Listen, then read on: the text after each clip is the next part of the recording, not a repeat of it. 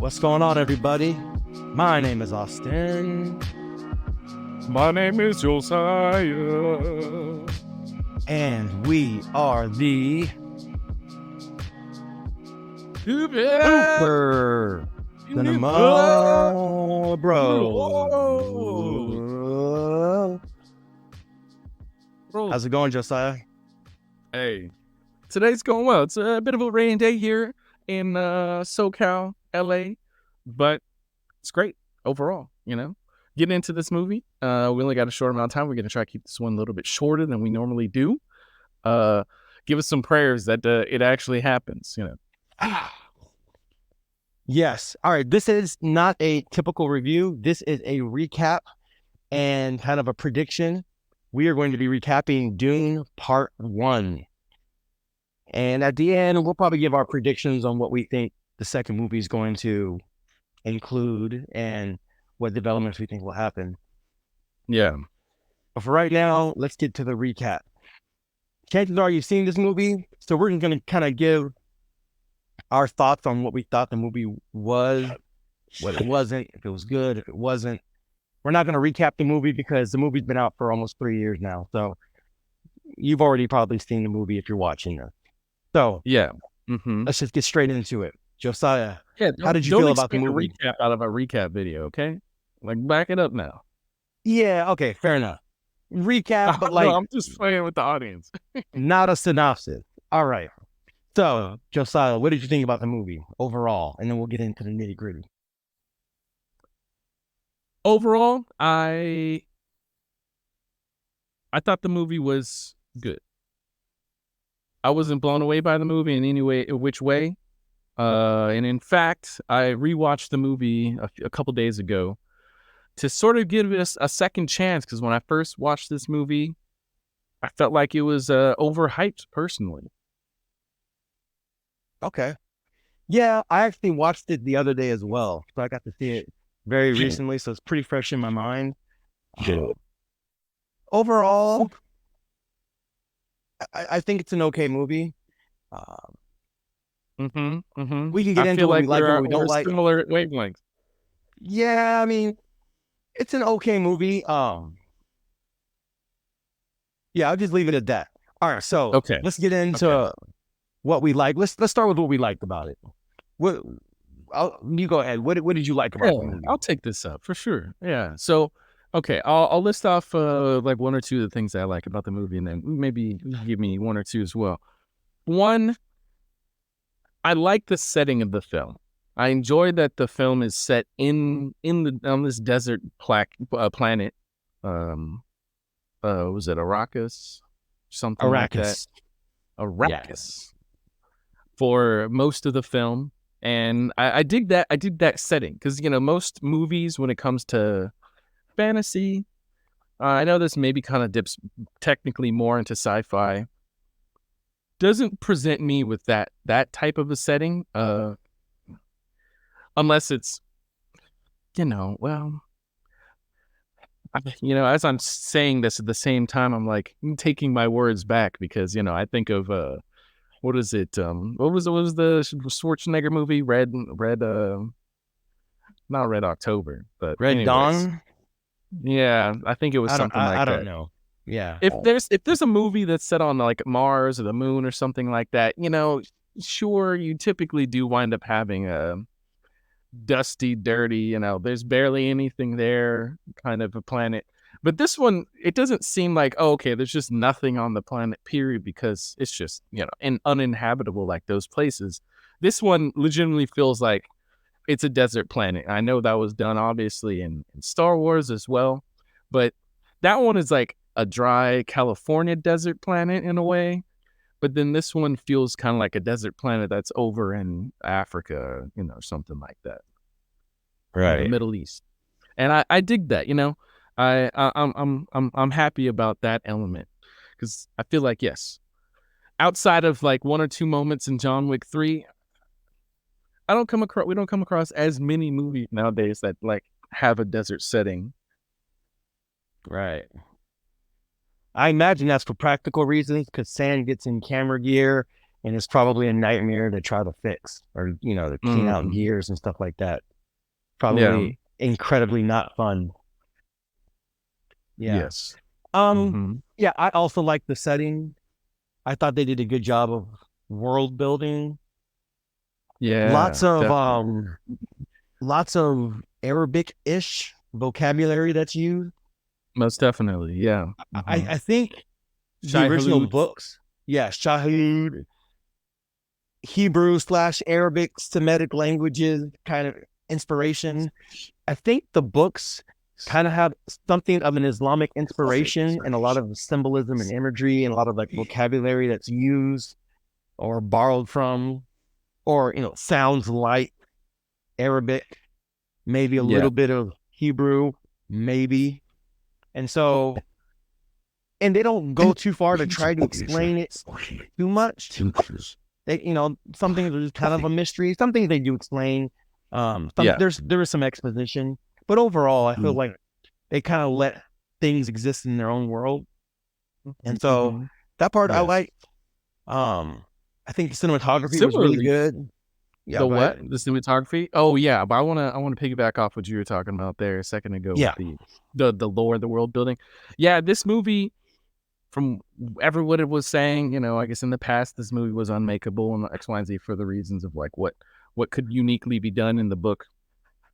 Um, but this movie, I did feel like they probably have, not having read the book, they probably did that to a good, as best as they could, adaptation of some of the ways that are atypical in its storytelling, story structure, but specifically on the lore, I definitely could tell that there was, I bought into these planets, these clans, this like low galactic empire, and all the stuff that was going on, and I dug when I found out, we through the movie, like, more about what was there. So it's like you could feel the richness of the lore through the movie, which makes me want to read the book more than anything. But yeah, I definitely think that was a strong element of the film as well, even though it wasn't necessarily explored or expanded upon as much as it could. To a similar vein, they did, Lord of the Rings as well. Like, there's a lot of lore and story to those right. stories, but the movies also were good about alluding to more information and more depth, but not just like giving a textbook speech to us every 5 minutes. Right. And I would say, like, yeah, Lord of the Rings, Dune. There's probably some other movies that I could think of if I really gave it some time that have its own vocabulary, have its own languages. Fifth Mm. Element, for example. Mm. Hmm. They have their own language, but it's not obtrusive. It just feels like part of the story. Yeah. There are movies that have like weird vocabulary and languages used. The movie I'm thinking about in particular is A Clockwork Orange, old Stanley Mm. Kubrick movie. People love that movie, and I Yeah. understand why. Like, there's some interesting social commentary and visuals and things like that, Yeah. but it employs a lot of weird language that might Mm. work in the novel, but in the live action, it just has these weird pan outs of the characters just being all like eccentric and weird, saying weird Yeah. things. And somehow in live action, Mm. it just doesn't translate as well. And Mm. so, It to the feels like strength of Dune, like a stage play almost in a way. yeah, Uh-huh. yeah, I'm like, all right, whatever. So to the credit of this movie, I don't know how much they cut out from the book in terms of like the lore and the language, but Sure. whatever it is, in the film version, in this adaptation, I think they struck a pretty decent balance. Yeah. Um, Okay. so going back to what I was saying, I like the cinematography. I Mhm. think Mhm. the visual effects are really well executed. I think the wide shots, like when they're stepping off the platform onto a new world, or when they're meeting the viceroy, Yeah. he's putting the signet ring stamp on the hot wax. Yeah. Yeah. Um, Mhm. The those ships things, are coming out of the water because they're gonna leave the planet to go to Arrakis. yeah, all of Mhm. the incidentals I think are doing really really well.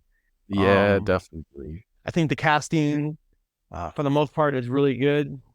I'll get So into some of the other stuff about that later, but yeah, yeah. overall, I think the casting and the acting were done really well.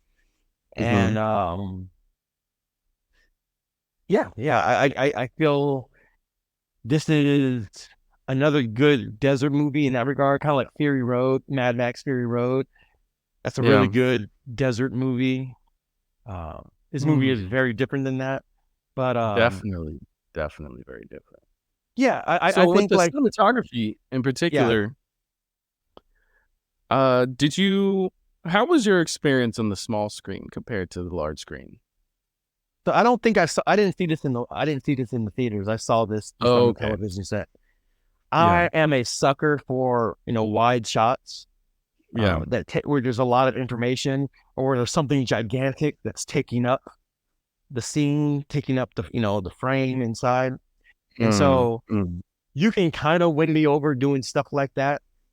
If you Yeah. go back and listen to our John Wick 4 review, that's like they had giant wide, ultra wide shot, and there's like a big, gigantic, beautiful painting, and the characters are just talking right in front of it. Whenever John Wick will walk into a new environment, it just looks stunning.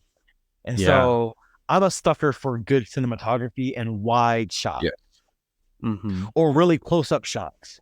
I Yeah. feel like even though I wasn't crazy about the choice of lenses, uh, the close up shots and Killers of the Flower Moon, Scorsese did that, and I thought those are really well shot scenes.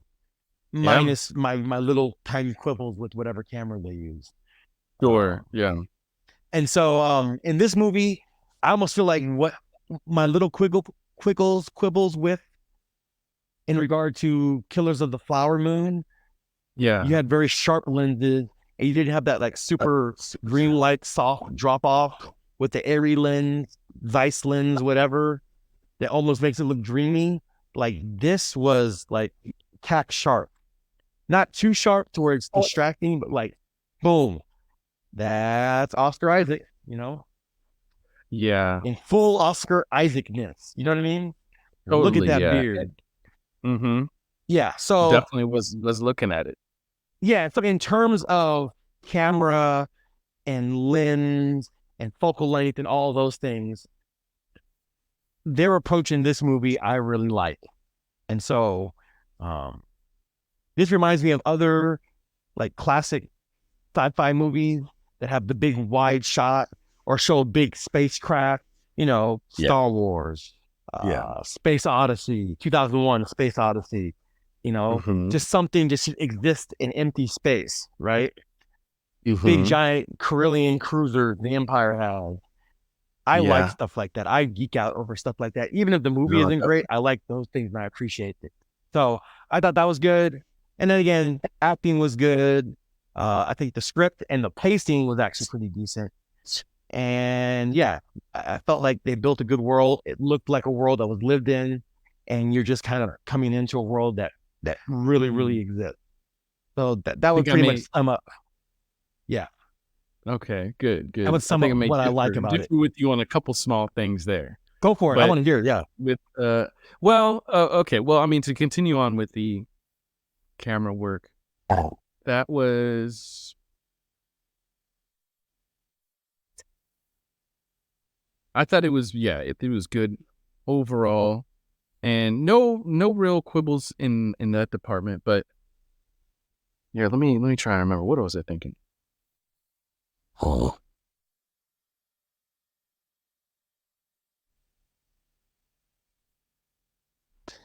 Josiah is thinking pensively right now. So I'm going to Hmm. fill the silence with. Gosh,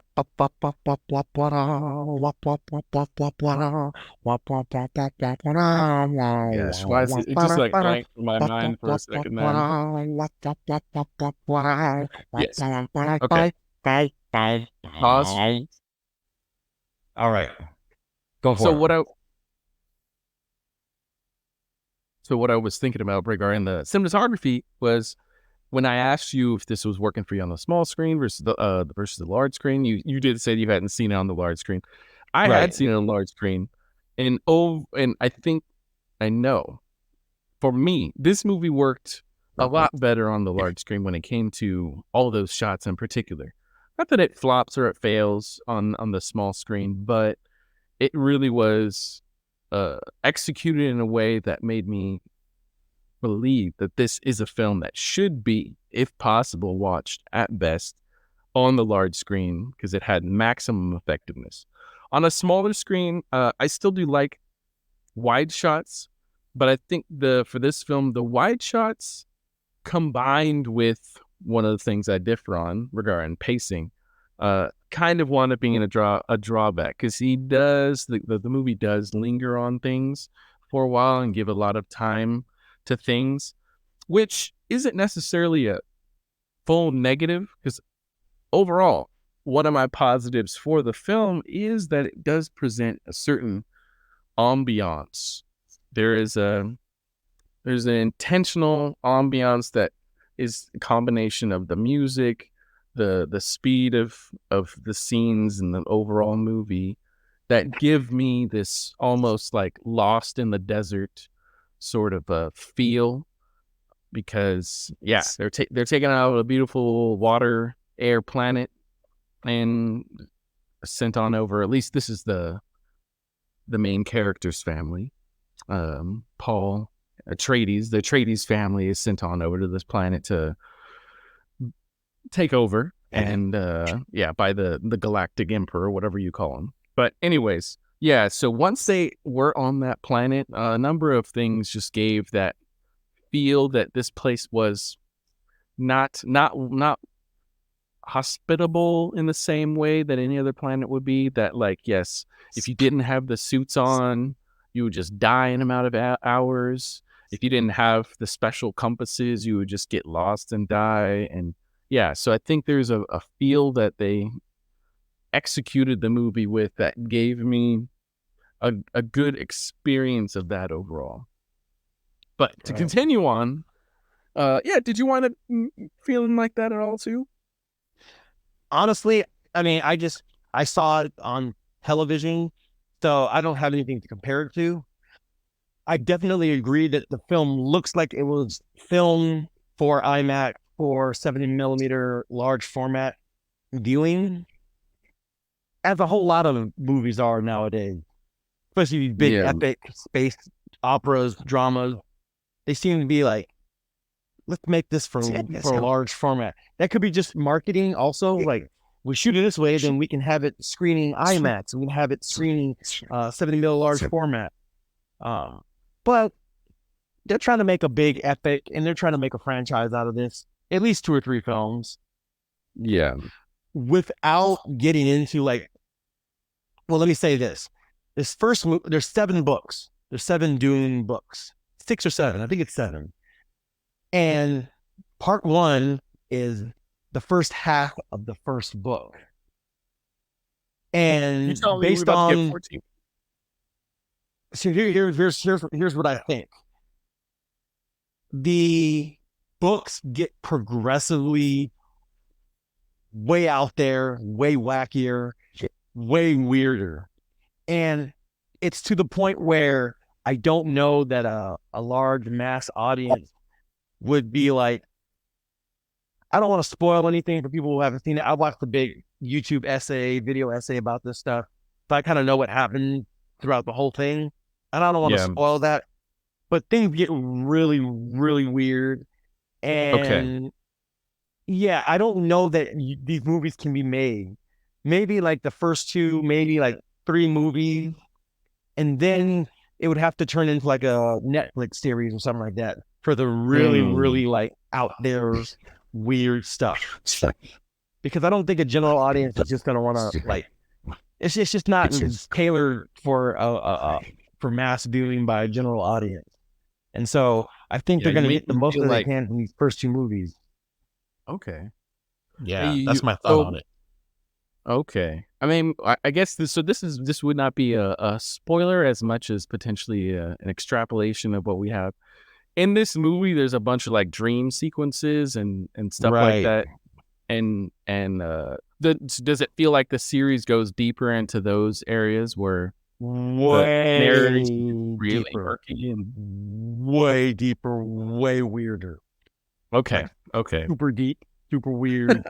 Like I can't even like I can't impress upon you just how much like this should probably be an animated series after this Got next movie got because it. stuff gets Got it. way out there.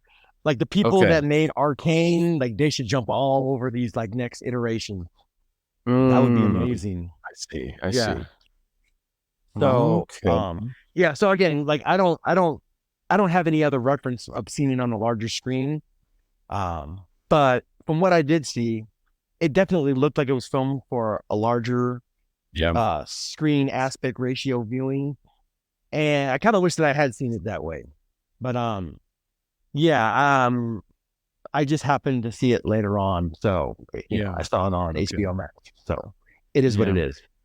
All right. All right. Well, I'll move on to the next thing. For Yeah. me, big negative. You did touch upon the pacing, feeling fine. That was one of the things that gave me a problem. Uh, Okay. so while I'm of two minds, the movie tackles a lot of stuff, moves the story along quickly in a literal sense of events that go down and going from location to location.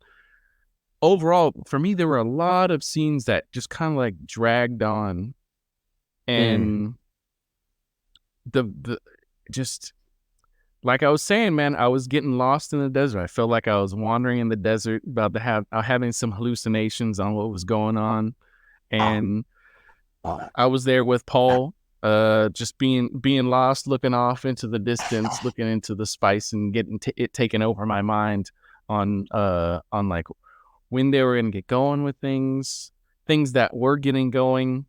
They like at multiple times turned down sort of like all the sound effects and like diegetic stuff, and the soundtrack itself was playing like louder than everything else and over everything. And to that end, I know it's not literally this way, but in my mind and while I was watching the movie, I felt like the only thing in the soundtrack was like these whining female voices, like just enveloping the entire movie. And so there was an action scene in which the place is getting just destroyed and bombarded and invaded. And I swear in several of those scenes I was watching it, all those sound effects were turned down, which can be effective to like not have that just be at the forefront and like a Michael Bay sound effect explosion experience, but to turn it down and then have like the music set a mood on top of it. I know what that he was doing for the film, but for whatever reason, when that happens, I wind up just kind of being drawn out of the situation. I'm like, all right, well, this place is getting blown up. Okay, this is happening. The next thing is happening. Like it put me into a strange lull. I don't know what happened and this might just be a me situation, but Mm. there's like a lull across most of the movie for pacing wise. I found myself like 2 hours into it being like, okay, let's move it along. Let's move it along. What's gonna happen? Okay. But I'll get into why that might be for a character based reason. But sorry. So let me Yeah. pass on over to you. So so we'll take that and transition into like kind of what we didn't like. I feel like that's a good segue. Yeah. Okay, so let me talk about some of the things I didn't like. Let's see. So like just in terms of like plot and what makes sense and what doesn't make sense. Like they come from this planet full of water, right? Yeah. And they're going into Mhm. a desert planet. It's like they didn't bring a single water bottle with them. I'm like,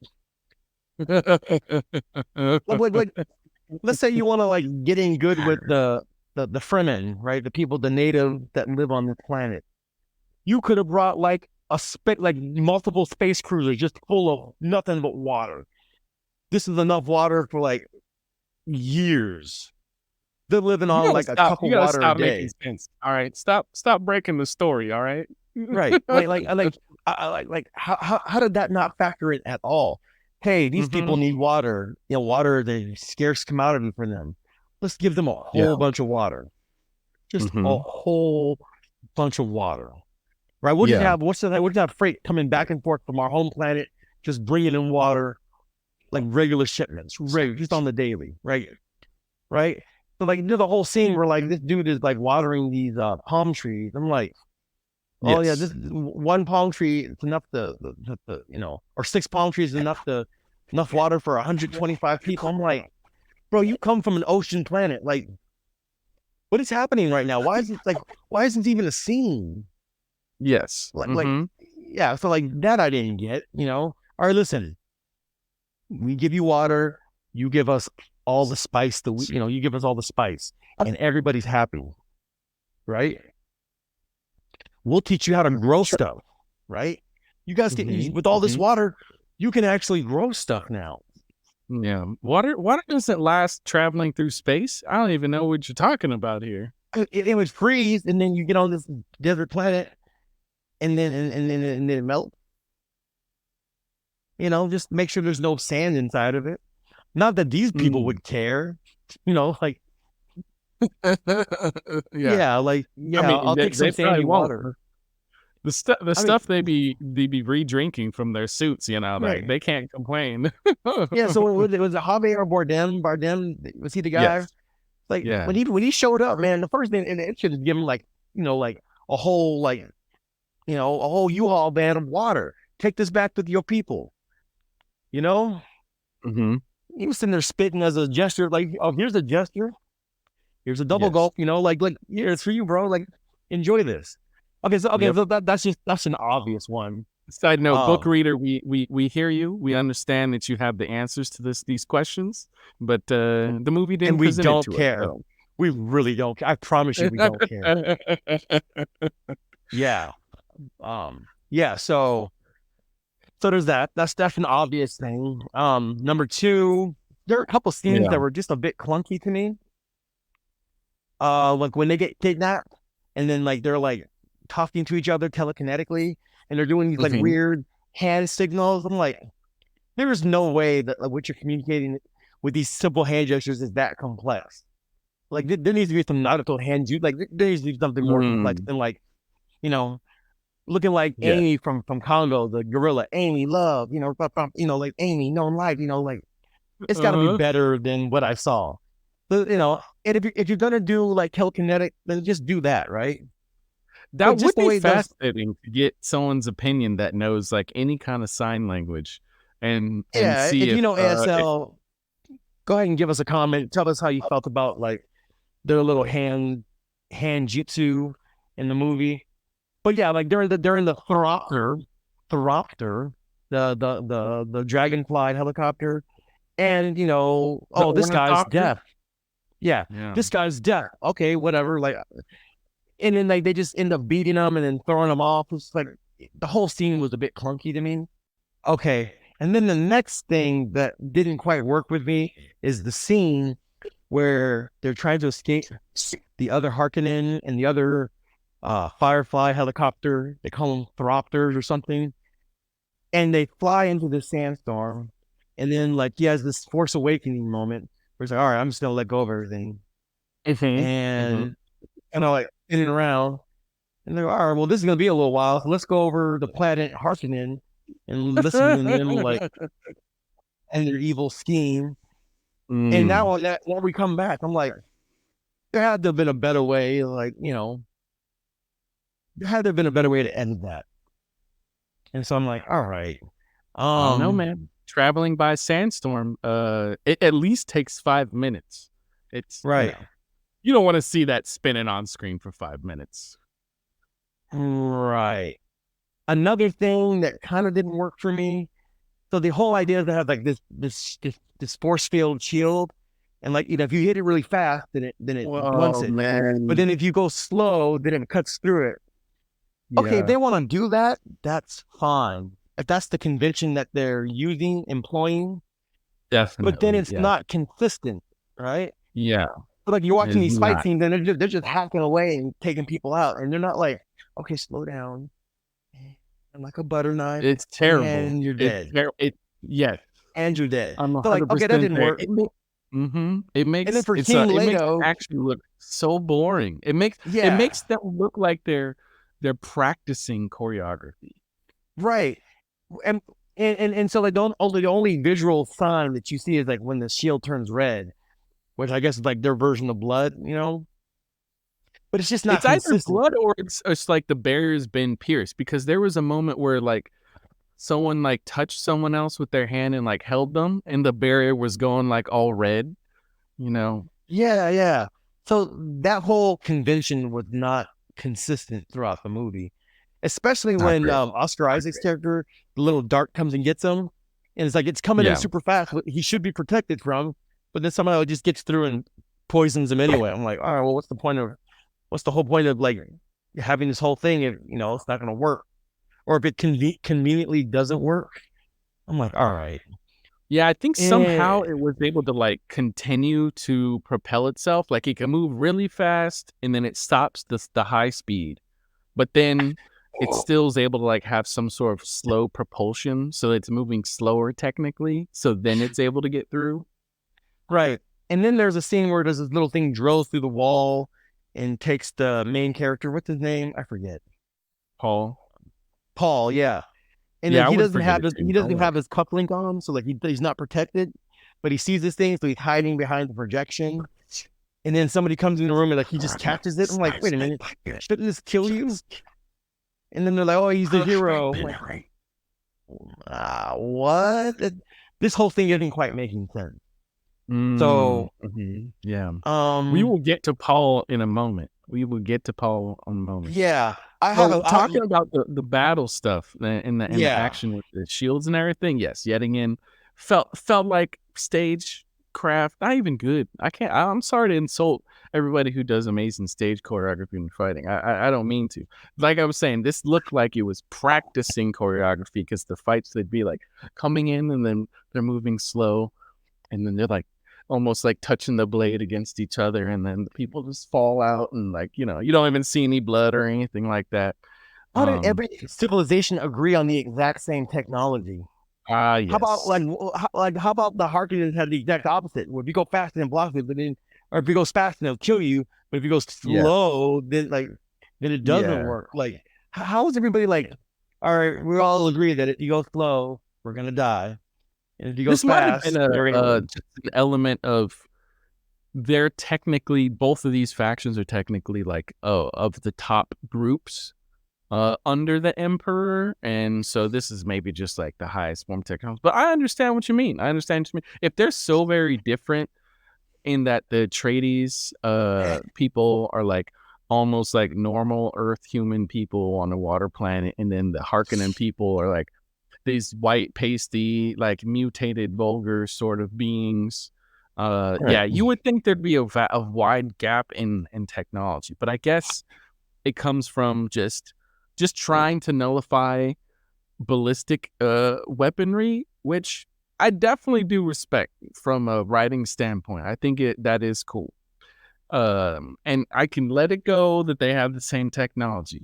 The thing that does get me though in that fight when they were being invaded is not only are there just three random terrible dudes like guarding the shield generator that's like prevent someone from invading and taking you over, and they get taken out easily by the doctor. But on top of it, once everyone's running out of the barracks, there's thankfully some people that run to like some artillery, stations and ships a little bit here and there. But you have like by the vast majority of the group just like running out in the open, like in the direction towards the ships, in the direction where like all the missiles are firing down from space. And it's like, what are you doing? You have missiles Dun coming dun dun down dun from dun like dun dun they just dun know dun like dun okay, dun. well, if we run straight out, someone's gonna drop on down that we're gonna Space fight. chariots of fire. Yeah. I know, right? They're Oh just my gosh. oh Yeah. no, we're not just gonna have one missile come down and take out our entire squadron as we're like running across the field like idiots. Yeah. You know. Why are you running out in the open? Like stuff's blowing up all over. Like stay, like learn from the Spartans and like form a phalanx under the cover and wait for these people to come. and then you Yeah. pick them off. Yeah. Yeah. And then like you mean to tell me outside of those three guys, 100% of their forces just like go to bed at the same time and are like they're like, all right, it's bedtime, guys. We're not gonna have anybody on patrol. We're not gonna have anyone like on standby. Let's Yeah, let's just go to bed I and wake up mean in the morning. the minute that they found out that like all the equipment was busted and old and like all the silos were taken, I'm like, all right, we're going back. Like we're like clearly we've been set up to fail. Like it's time to go. Like we got to go. This is a breach of contract or whatever. We're out. You know, Yeah. Yeah. like why'd they stick around and wait to be coup d'etat? You know what I mean? Yeah. Mm-hmm. Like if you knew the fix was in, like why weren't you out of there immediately? Yeah, exactly. I mean, you're At the already same screwed. You might as time, well just take your chances somewhere else, at a friendly planet or whatever. yeah. Yeah. I don't understand. So okay.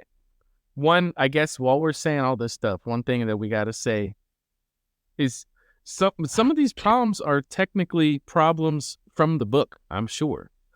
But Yeah, fact of the matter is, like, how are we going to talk about this movie? We can't talk about necessarily some plot issues that could be pointed to and held to the book for being sure, problems.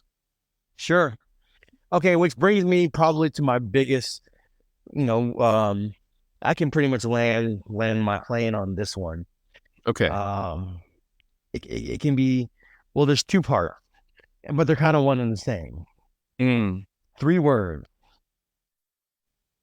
white savior complex. Most of my biggest gripes of the movie are under that umbrella tent, right? So like all these, like he's having all these visions, he's snorting spice. He gets off the little thropter when the big worm's about to swallow the tank. I'm like, why are you getting off? Like, why are you doing this? Why are you needlessly putting yourself in danger? And he's all like having this acid trip. I'm like, all right, fine. Like you're having your force vision. Great. Whatever, bro. Get on the plane. Like, why are we doing this? Oh gosh, it's almost a point I don't even care anymore because now it's just like it's just this unnecessary thing that needs to be resolved so we can get to the next part of the movie or next chapter of the story if it's the book, if it's consistent and true to what the book has. I'm like, why are we doing this? Like, go ahead and just take a handful of sand, snort it, and then have your little vision on the plane, and it doesn't have to be this existential, life-threatening event. You know what I mean? Yeah. Like it didn't have to happen. So the fact that it did gets on my nerves. But again, we have to find some way to show you that he's the mystical, magical savior guy. All right. So in a lot of the movies, just his vision, these weird whispers, somebody's telling him something. Are his visions correct? Are they not? At a certain point, I'm like, bro, I don't care. Can we just get on with this? Yes. Please. Yes. Can we please just get on with this Anakin Skywalker kind of thing? And then this ties into my biggest issue is like, I think there's one, two, three. I think there's 5 black people in the entire movie. One of them's the herald for the emperor. Yes, you shall go to Arrakis. I'm like, all right, he's cool. He didn't die. Oh man. You had the military strategist, Jason Momoa. All right, Oscar Isaac. well, Oscar Isaac isn't. I don't think he has any black heritage. Jason Momoa, I believe he does. As evidenced by the fact that he dies in this movie. Yeah, he died. The only other black person that didn't die in this movie was the old man that was always touching his earpiece. That was like, the planner, the strategizer. Yeah, but he was like a failure. Human calculator, human computer. Yeah. And he's like of a certain not species or race of people that I watched a video essay about Yeah. it. He's like of a certain race, and they just have this I incredible started it a knowledge. Blah little blah bit blah. too. Yeah, so Yes. I'm like, Mm-hmm. but Mm-hmm. so much for that because he totally failed to protect this guy. So I'm like, all right, so he's kind of a failure. Um, yeah. All of the I'm black people in curious this to movie. know Yeah, if I'm curious. I see where you're coming from on all those points, but I'm curious to go and see the book and see what these characters are described to be like. Um, who? Yeah. I don't I know. mean, I don't know. So yeah. Mm-hmm. again, Mm-hmm. if you read the book and you want to let us know, because we have not read the book and we're not presuming anything. We just know what Hollywood did to the source material, and we don't know exactly if it was a faithful recreation or not, or if it's just the standard, typical American white savior complex narrative Mm, that's implanted into this movie. yeah. I don't know, Mm, but that's what the movie definitely is. yeah. The lady, the Fremen lady, after she was black, she died. The guy that fight at the end, the guy he's like That screaming we like he's thought was gonna be a teacher, a helper to him. right, right. But then he just like starts screaming like a maniac. I'm like, all right, bro, maybe it's in the book. I don't know. Like it didn't seem necessary though. Um, you're telling me this dude's gonna lose against a guy that's never really fought in a real war before? Okay, maybe so. Prophecy, da da da da da da da da da. Yeah, The mhm. only other person that You're touching survived, on my critique. All right, keep going, keep yeah, going. the only other person that survived is Dendaya, Dendaya. So okay, so there's that, She might murder him though. right, but still, black girl magic or something. I don't know. Whatever. I guess we'll find out when part two comes out. But she's like pretty much, except for the human calculator guy and the herald that was there for like 30 seconds of the movie. Like all the important black folks, like they all died, Devil's advocate, most of the people we come across. right. But specifically going back to the white savior, like they all died to help the white guy, the white savior guy, reach the next level of wherever he had to Mm-hmm. go. They Mm-hmm. were all like Mm-hmm. sacrificial pawns. Now again, Yeah. that might be consistent with the book. Um, I don't Yeah. know. Mm-hmm. It's entirely possible. So, as somebody who's only seen the movie and has not read the book, if you have read the book, please feel free in the comment section to let us know exactly how it plays out and if the specific ethnicity and or skin color of the character in question, uh, if those things are made evident in the book. Yeah. I'd be curious to know. I But get the feeling that the yeah, Furmen overall probably are described, just an assumption of, adaptation, probably are described to be people of color in a spectrum of having some sort of pigment, because of possibly. where they live. Mm-hmm. Okay, fair enough. Yeah, and like there's a little bit of the whole like Legend of Bagger Vance, where the black person is like this mystical, magical person that helps the white person accomplish their goals. You know, like even the guy that ends up being killed in the knife fight, like he's saying all these mystical, magical, prophetic things, and he kind of looks like Moses in one of the flashbacks. And like, I don't know, it's like the mystical, magical Negro trope. You know what I mean? Bruce Almighty, Mm-hmm. Bagger Vance, driving Miss Daisy. I mean, Morgan Freeman is like 2 for 2 on that one. Um, Yeah. uh, uh, you know, Morpheus. You know, the wise, wizardly, Mm. completely sexually non-threatening, completely. sexually non-threatening, he's not Mm, getting the girl. He's not getting the girl. oh boy. He's not smashing, right? I mean, but does he need to be if he's so intelligent and wise? I mean, like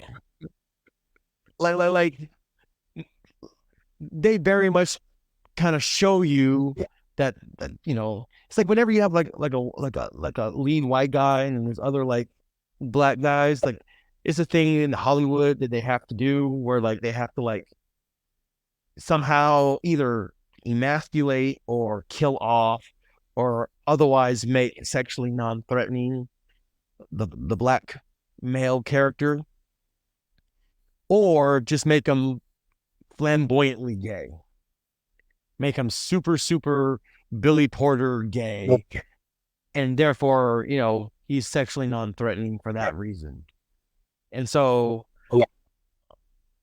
yeah, I mean, because that Zendaya is going to end up with the guy anyway, with Paul, and it's just like, Yeah, again, yeah. I don't know how much of this is true So to the book and how much of it is just same. Hollywood doing what Mhm. Hollywood does. But yeah, that's my biggest gripe I with the see you on movie. that. I see you on that. I'm curious to see how it does continue. Um, in a way where yeah, where we're stuck with the main casting and who they are, and so it's just probably going to continue that direction. That said, I know someone would also be able to bring up like, well, all the villains are these super pasty white characters, so there's that, but it doesn't necessarily take away from the situation that's there. Also, someone could also make the argument of Yeah, the father is saying the Furman is the power of the desert that he's wanting to acquire, not in the spice, not in anything else. So it's like he's recognizing the strength of the people, even if everybody else wants to dismiss them as trash or rubble, or the Harkonnen want to just go there and murder at all of them. yeah, I can see that, but they're Mm-hmm. made to look so like otherworldly. Mm. It's like I don't look at them like, oh, those are white guys, even though I know the actor, you Mm. know, the actor Skarsgård. Skarsgård. Yes, I know the actor, so yes, I know that the Yeah. actor is a white gentleman. Mm-hmm. But the way he's not presented the way like say Oscar Isaac or the mom is presented, right? Yeah. They like you said, like they have like this pasty gray. They're kind of otherworldly, something other than typical human, right? Mm-hmm.